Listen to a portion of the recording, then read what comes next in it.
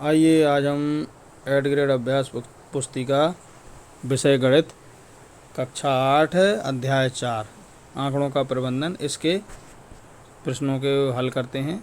तो हम सबसे पहले इसका पहला प्रश्न देखेंगे जो कि बहुविकल्पीय रूप में रहते हैं। ये देखिए, प्रश्नों को पढ़कर दिए गए विकल्पों में से सही उत्तर चुनकर लिखिए और सामने दिए गए घेरे को भरिए। ये पहला प्रश्न है, संपूर्ण और उसके एक भाग को दर्शाने वाला आलेखीय निरूपण है। विकल्प ए है आयत चित्र, बी है दंडालेख, सी है रेखे आलेख और डी है पाई चार्ट। तो इसका सही उत्तर है ये पाई चार्ट। इस पर सही का टिक लगा लें और ये घेरे को हमें भरना भी है। ये डी वाला पूरा भरा है, देख लीजिए आप, और इसको नीचे लिखना भी है। अगला प्रश्न है दूसरा, संकेतों का प्रयोग करते हुए आंकड़ों का चित्रीय निरूपण है। यानी हम संकेतों का प्रयोग करके आंकड़ों का चित्रीय निरूपण उसको क्या कहते हैं। तो इसमें विकल्प है पाई चार्ट, बी है रेखीय आलेख, सी है चित्रालेख, डी आयत चित्र। तो इसका सही उत्तर है सी चित्रालेख। और ये सी वाले इस पे इस घेरे को भी घेरना है पूरा। अब अगला प्रश्न है तीसरा, जब एक पासे को फेंका जाता है तो दो आने की प्रायिकता है। ए है 1/6, बी है 2/6, सी है 3, डी है 1/4। सही उत्तर है इसका ए 1/6 और इस घेरे को भरना भी है, ए वाला है ये। आगे देखते हैं अगला प्रश्न चौथा, जब एक सिक्के को उछाला जाता है तो चित्त प्राप्त करने की प्रायिकता। विकल्प ए है 1, बी है 1/2, सी है 2, डी है 1/4। तो इसका सही उत्तर है बी 1/2। ये बी वाले घेरे को भी घेरना है, पूरा भरना है। अब अगला प्रश्न देखते हैं पांचवा। ये है, देखिए, राहुल, वरुण और अनिल एक रंगीन पहिए घुमाने का खेल खेल रहे हैं। यदि तीर लाल रंग पर रुकता है तो राहुल जीत जाता है, यदि नीले रंग पर रुकता है तो वरुण जीत जाता है, यदि तीर हरे रंग पर रुकता है तो अनिल जीत जाता है। इस खेल को न्याय संगत बनाने के लिए निम्न में से कौन सा रंगीन पहिया प्रयोग किया जाना चाहिए। तो इसका देखिए उत्तर है डी चौथा, यानी चौथा पहिया न्याय संगत है और ये डी वाला पूरा घेरा भरना है। अगला प्रश्न है छठवा है। अब नीचे दिए गए प्रश्नों को हल कीजिए। छठवा है, एक थैले में 5 लाल गेंदें और 3 पीली गेंदें हैं। थैले के अंदर बिना देखे लाल गेंद प्राप्त करने की प्रायिकता ज्ञात कीजिए।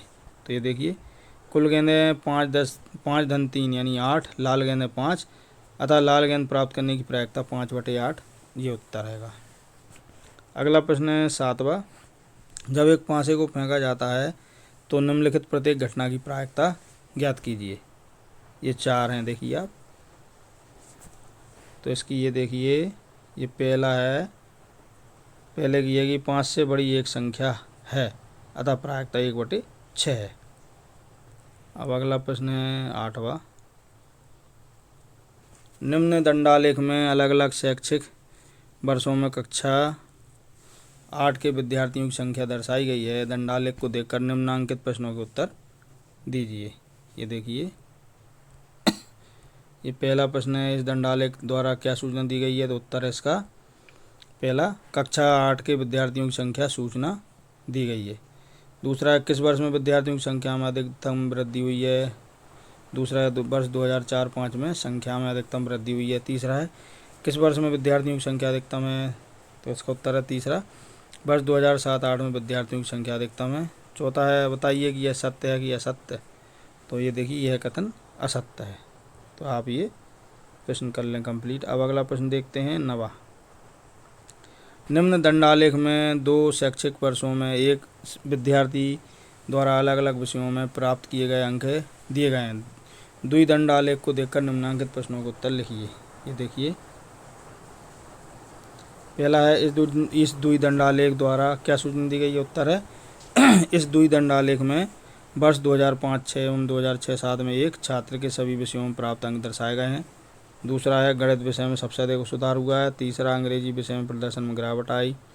चौथा, हिंदी विषय में प्रदर्शन समान रहा। ये देखिए, ये उत्तर है, आप इसको ध्यान से लिख लें।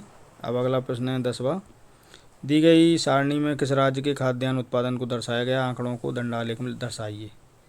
ये देखिए, ये खाद्यान्न सामग्री है, इसको दंडालेख को ध्यानपूर्वक आप उतार लें। आप पैमाना दिया है 1 सेंटीमीटर बराबर 10 टन।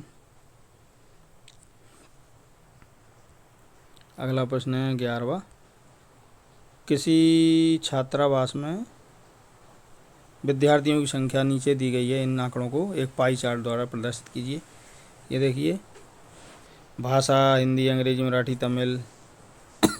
संख्या है हिंदी 40, अंग्रेजी 25, मराठी 15, तमिल 10। देखिए, ये भिन्न रूप में दिया है अपन ने इनको। ये केंद्रीय कोण और इन सब का ये देखिए पाई चार्ट बन गया। ये इसको पाई चार्ट बोलते हैं इसको। ये ध्यानपूर्वक देख के आप इस प्रश्न को उत्तर को लिख लें आप। अब अगला है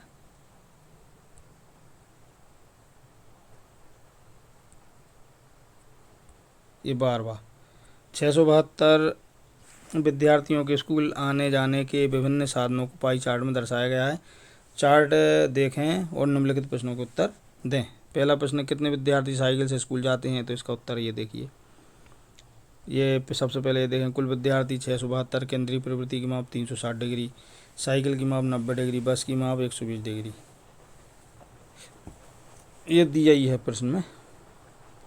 अब अगला देखिए, पहला है, साइकिल से जाने वाले विद्यार्थी 90/360 गुणा 672 बराबर 168 होगा। दूसरा है, बस से जाने वाले विद्यार्थी 120/360 गुणा 672 बराबर 224। ये इसको ध्यान से देख के और लिख लें आप। अब अगला है 13वां, नीचे दिए गए पाई चार्ट में सिंचाई के विभिन्न तरीकों को दर्शाया गया है। पाई चार्ट पढ़ें और निम्नलिखित प्रश्नों के उत्तर लिखें। ये प्रश्न है, ये पहला, दूसरा, तीसरा।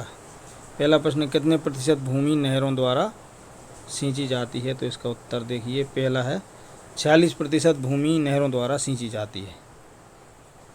ये देखिए आप, ये पाई चार्ट में दिया, नहरें सींचे 46%,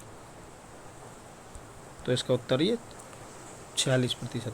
अब दूसरा है 17% भूमि किस माध्यम से सींची जाती है? तो ये देखिए, ये 17% वाला ये हैगा 17%, तो ये टैंक द्वारा। तो दूसरे में हम लिखेंगे 17% भूमि टैंकों द्वारा सींची जाती है। पर तीसरा है ट्यूबवेल से सींची जाने वाली। तो ये देखिए, ट्यूबवेल ये लिखा है 25%। तो तीसरे में हम लिखेंगे ये ट्यूबवेल से 25% भूमि सींची जाती है। अब अगला प्रश्न है 14वां, किसी व्यक्ति को मासिक आय 15,000 है, उसके द्वारा मासिक बचत को पाई चार्ट द्वारा दर्शाने। पहले त्रिज्यीय खंड का केंद्रीय कोण 60 डिग्री है, उसके द्वारा कितनी मासिक बचत की गई है? मासिक आय का प्रतिशत कितना प्रतिशत होगा? ये देखिए, इसको मासिक बचत बराबर केंद्रीय कोण गुणा कुल आय बटे 360। तो देखिए, केंद्रीय कोण 60 है, ये देखिए केंद्रीय कोण 60 है, तो यहाँ 60 लिख दिया, बटे में 360 आएगा ही। और उसकी मास कुल आय कितनी है? ये 15,000, तो ये 15,000 लिख दिया। अब इसका 60 का 15 में गुणा करेंगे और 360 का भाग देंगे तो ये आएगा 25,000 अतः 2500 बटे 1500 गुणा 100 बराबर ये 25% आएगा। उसकी मासिक बचत होगी 25%। अब अगला प्रश्न है 15, आप अपनी एक दिवस की दिनचर्या में व्यतीत समय जैसे स्कूल, सोने, खेलने आदि के लिए नीचे दी गई सारणी भरिए। इन आंकड़ों को एक पाई चार्ट द्वारा प्रदर्शित कीजिए। ये देखिए आप, जैसे स्कूल 6 घंटे, खेल 4 घंटे, ये देखिए ध्यान से। और ये पाई चार्ट बना है इन सब का, इसको आप ध्यानपूर्वक देख के और अपनी बुक में भर लें। बहुत ही अच्छा प्रश्न है ये। अब इसी के साथ हमारा ये पाठ 4 अध्याय 4 यहाँ पर समाप्त होता है। यदि आपको हमारा ये वीडियो अच्छा लगा हो तो हमारे वीडियो को लाइक करें और कमेंट सेक्शन में जाकर आप अपने महत्वपूर्ण सुझाव दें। इसी प्रकार के और अधिक वीडियो यदि आप देखना चाहते हैं तो हमारे चैनल को सब्सक्राइब करें और बेल आइकन को प्रेस करें ताकि आगे आने वाले वीडियो का नोटिफिकेशन आपको मिलता रहे। धन्यवाद।